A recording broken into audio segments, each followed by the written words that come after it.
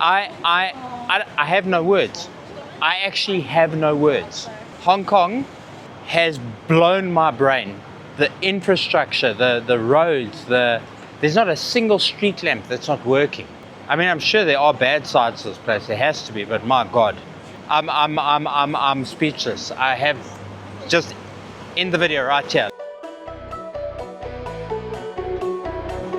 This is one of those moments where I just want to be left alone for the next 4 hours just to walk.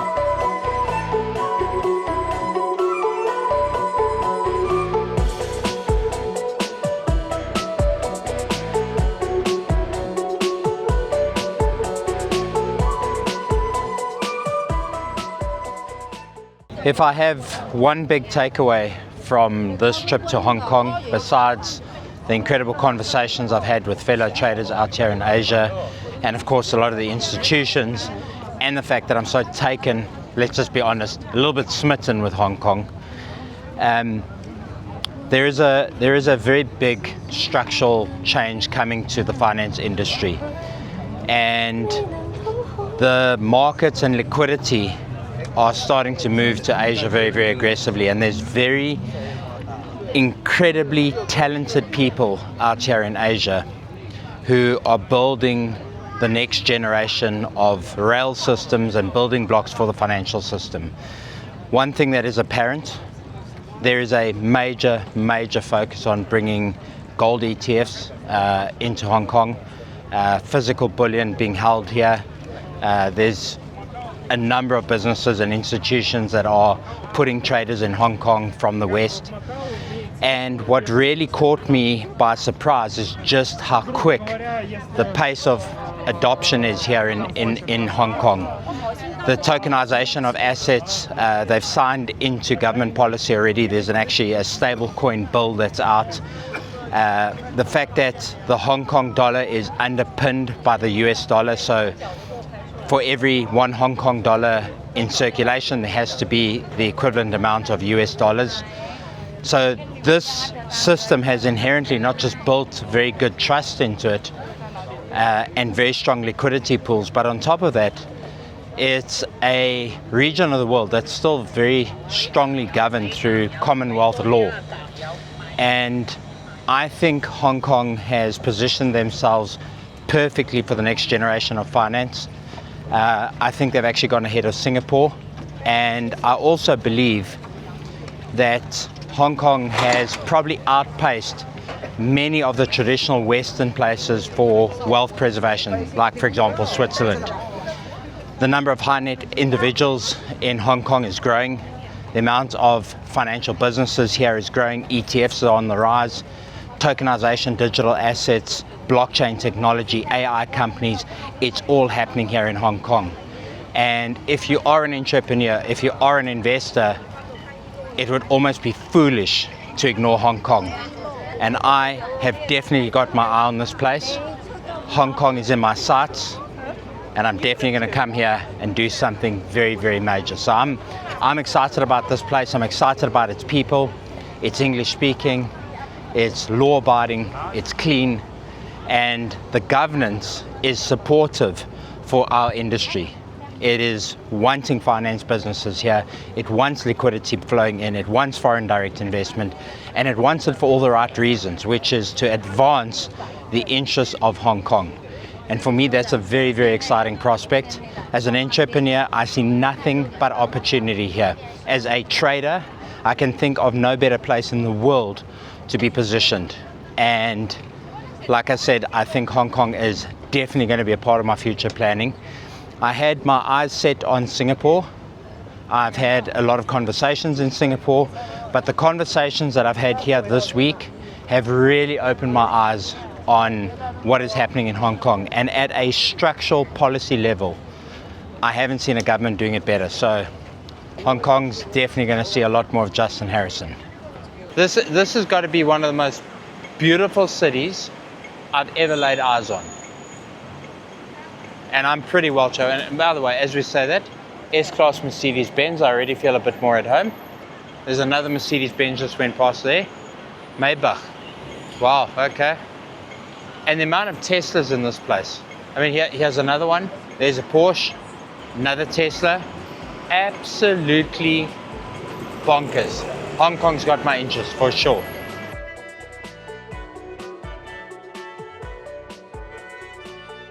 You know, there's very few places left in the world where you can walk around at night with your phone out, wallet in your hand, and not feel unsafe. There's very few places, but I must say, Asia in general, not everywhere, but Asia in general, like, how cute is this? Tiny little restaurant's got 1, 2, 3, 4 tables and a little old lady cooking in the back.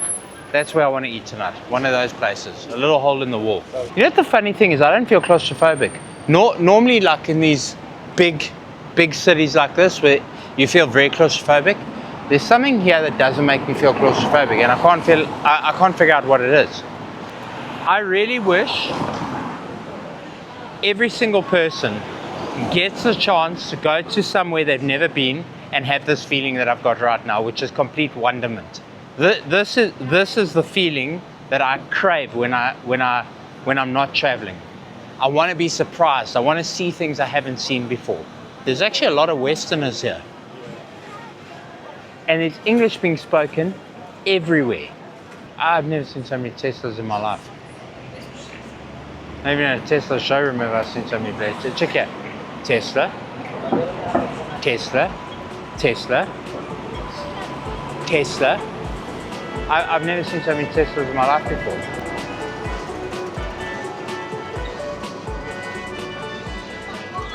I have to bring my calculator out for this. So let's take a thing of carrots, 13. It's $1.60, that's actually not bad. 18. $2.30, that's also not bad. It's genuinely not bad. Check here. No hormones added, no antibiotics added, corn fed, anything is in a plastic bag. That can't be right. That's 60 Rand for a chicken. So that juice in Thailand, we pay about 90 Rand for that juice. It's about $100, about the same. I was genuinely expecting grocery prices to be insane. And it's actually not. Another Tesla, another Tesla. This feeling of being in a new place and feeling safe, but being able to explore. There's no amount of money in the world that can give you that feeling. Well, you do need money for it, but there is no price to be put on that feeling. To be able to just go into a city center, to carry your stuff around, and to explore, and to have that childlike wonderment, like, oh my God, look at this! Oh my God, look at that is what travel is about for me. And then going in another Tesla, and going and exploring. And discovering things that you didn't know even existed. That's what I love about Asia too. Asia keeps surprising me. Every turn, Asia keeps surprising me. It's got like a very strong British undertone to it. Cigar bar. Let's go in and have a look. Hello.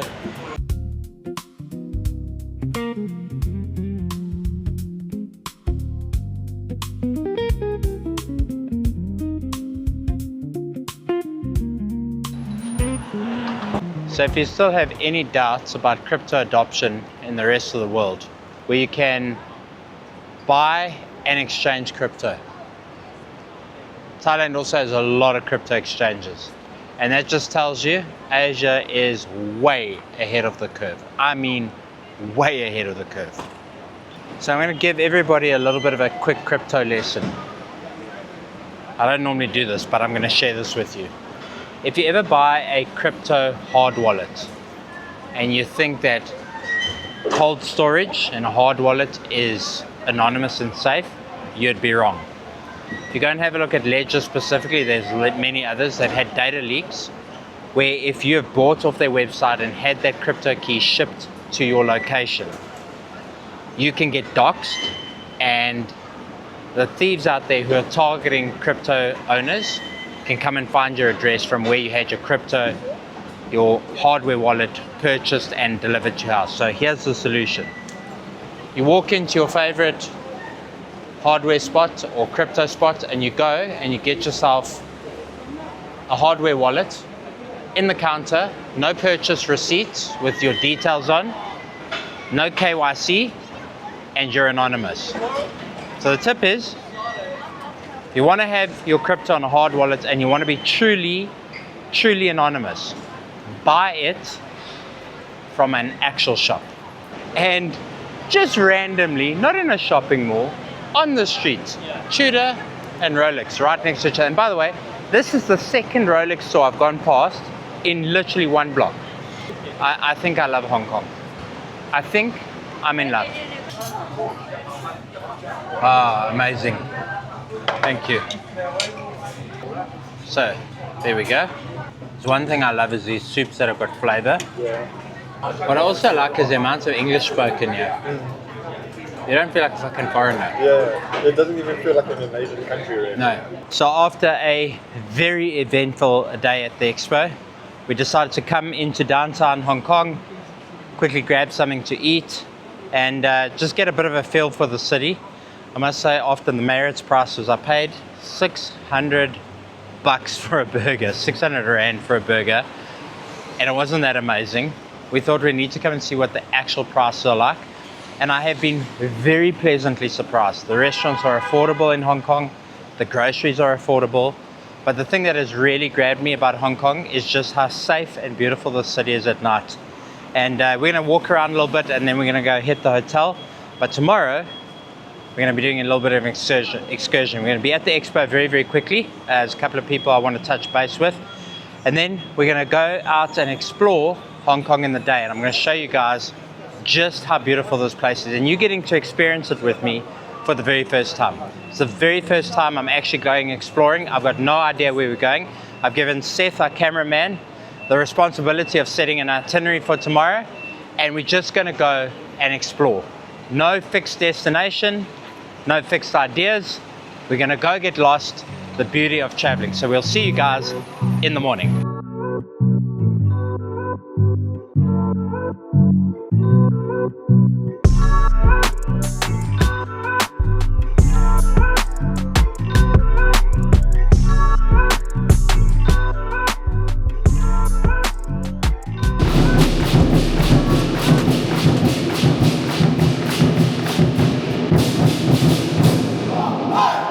So we are here for day 2 in Hong Kong. We're quickly popping back into the expo, a little bit of networking this morning, touching base with some of the industry people, and then later we're going to go and explore Hong Kong during the day. We had a great time exploring it last night. I really loved seeing Hong Kong, and I love exploring new cities. So as soon as we're done networking today, we're going to head out and we're going to go explore a bit. And by the way, if you want to know the story behind why I'm wearing a rat catcher, it's on my TikTok feed. You'll have to scroll back and find it, but it's a great story. Go and watch it. All right, guys, let's go. Just because you can't see it doesn't mean it doesn't exist, right? And that's not a realm of spirituality. That's a realm of science. Exactly, and you have to build your pattern, and this is what journaling is. And this is another point that is very important. There's a big difference between trade logging and trade journaling. A trade log is just a log of all your trades you've taken. The trade journal is not just your confidence for taking a trade, but what were you feeling in the trade. So part of my journaling setup, you'll love this. Before I trade, I have it's a printed out sheet, and I encourage all traders to do it because of you'll understand this, the feedback loop when you write. It creates a feedback loop. Some basic questions every day before I trade in my sessions. How am I feeling? How's my mental clarity? Is my environment perfectly set up for trading? Are there no distractions? Am I confident in my ability to execute unemotional decisions? And if any one of those I check, no, I don't trade.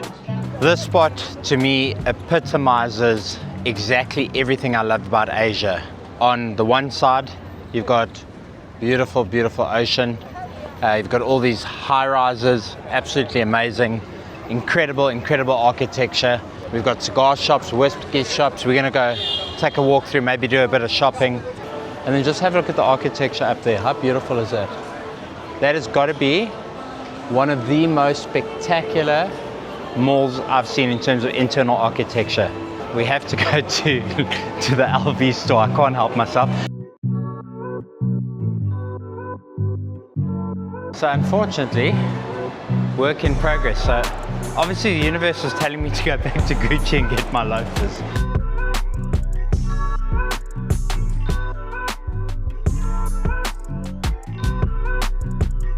And even if you look at the brand positioning in Hong Kong, it's very quiet and refined, almost that old money feel. And well, except for Balenciaga, I mean, you know.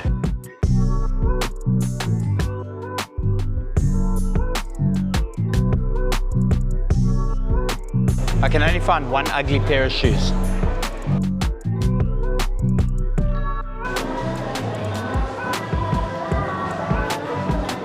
So Andrea is going through a very big dress shopping phase, so I'm always looking at dresses for her. But she's incredibly difficult to buy dresses for. So what I do is I take pictures, send WhatsApps, and if there's something she likes, then maybe. But she's very picky. So it takes a million WhatsApps to get her something. 1, 2, 3, 4. There's another 4 floors.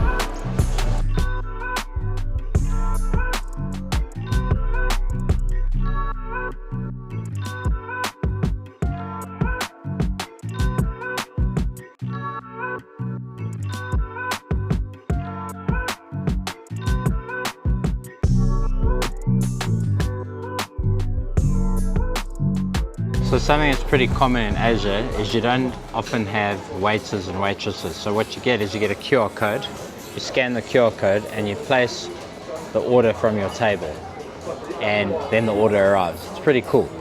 I've got to say, it's probably putting a lot of people out of work, but it's a very efficient system. When my dinner comes, I'm going to show you what we're eating, and then I've got a little bit of a story time for you guys, because I know you love stories. So tonight I've got a very good story for you. Okay, so very Asian meal. Everything's on a skewer, everything's wrapped in something, and there's some sauces in this. Some kind of squid. So let's try it out. Let's see what it's like. I think these are going to be good. Actually, it always looks like Asians are eating a lot, but it's actually not a lot of food when you think about it. That sauce is very nice. So I told this story on Instagram and TikTok, but I think some of you might have missed it, so I'm going to tell the story. If you look at my head right now, you're going to see it ain't looking pretty. I'm going to tell you the story behind it. You probably saw me in some of my social media posts wearing a rat catcher. For those of you in the younger generation who don't know what a rat catcher is, it's a gentleman's cap.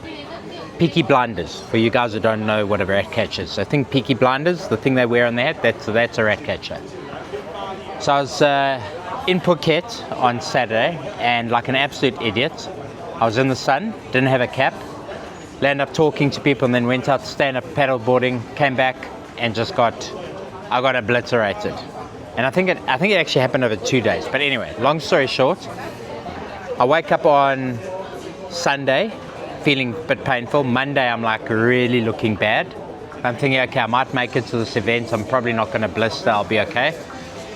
Literally the night before the event where I'm about to speak, I'm lying on the pillow and my whole scalp just peels off.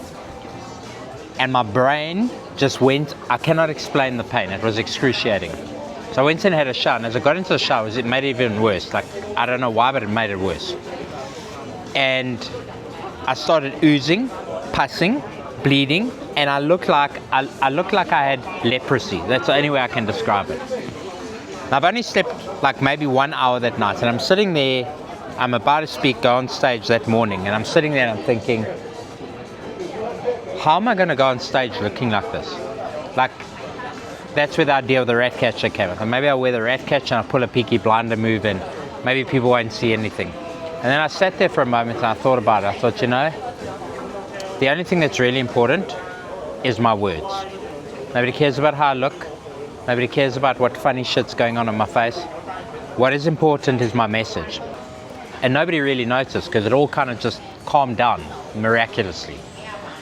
And I delivered and I spoke with people the whole day. I felt very self-conscious. I have to be honest, I felt very self-conscious. And that night I got back and then it got even worse. It got like this. I just got patches of blood everywhere. Like almost when I got to the hotel room, it just broke out again. And I know some of you are probably going to comment and give me advice on my skin. Please don't. I've done everything I humanly possibly can except grow hair to solve this problem and wear a cap, which if you're bald, you might understand, but walking around with a cap all the time is not always practical. But anyway, the reason why I'm sharing this message with you guys, there's actually a reason behind it. You know, my life has never been easy. And I've never been given the perfect opportunity. And I've never been given the perfect circumstances. But I've always showed up, no matter what. I can tell you that many people in my position, looking the way I looked 1 hour before they're about to go on stage, would have probably sent in an excuse and said, I can't make it. I, however, did what I always do. And that is, I kept putting in the effort. I kept trying. No matter what, I stuck to my mission. I stuck to my goal. And this is the story of my life. I never give up. I never surrender. I never, ever, ever, ever give up on an idea if I'm truly pursuing it. And no skin condition, no being embarrassed, no feeling self-conscious is going to prevent me from going as hard as humanly possible to achieve what I want to achieve. And I really hope that message lands for somebody out there. You're never going to be handed the perfect circumstances. You're never going to be handed the perfect opportunity. But the one thing you do have a choice over is whether you give up or not. Whether you pursue what you're going after relentlessly. I can't lose because I just fucking can't be stopped. And I won't stop. And I will never give up. I'm an unstoppable force. The only thing that will stop me is when the breath is taken out of my lungs and my heart stops beating and I die. Until then, it's going to take a fucking brick wall and another brick wall and another brick wall and another brick wall to convince me that I can keep going and go through the next brick wall. Never give up. Never, ever give up. I'm going to show you the message that's in the middle of all of this. Just show the camera over there. AI in action, driving Hong Kong's future with Tencent Cloud. You guys have to understand the level of AI integration into Hong Kong is insane. And it's not an abstract idea anymore. Pretty much everything here runs on AI and runs on blockchain technology. I'm telling you, the rest of the world is behind. So as we bring to a close this Hong Kong trip, it has been amazing. It has been eye-opening. And of course, just look at the views. I think Asia has got such a special place in my heart because you've got nature, you've got the modernity of it, and you've just got this incredible energy here. Hong Kong's definitely going to see a lot more of me in the future. There's a lot of very interesting things happening here from a finance perspective, but even more than that, there's just this undeniable energy in the city, and I'm definitely going to be back for that. The shopping's amazing, the food is amazing, the people are even more amazing. Hong Kong, 10 out of 10. If you ever get the chance to travel here, you've got to do it. It'll blow your mind. Nothing you see online, not even this video, will fully showcase how amazing this place is. This is a place where you can just come and get lost and explore and feel safe. It's amazing. So I hope you guys have enjoyed coming along for the ride. We're gonna just wander around quietly without the cameras. We might get a little bit of B-roll, a little bit of food, and we're gonna wind up the trip and then back to Andrea and the kids in Thailand. I'm missing them terribly. I can't wait to get back. And yeah, we'll see you guys soon. Cheers, guys.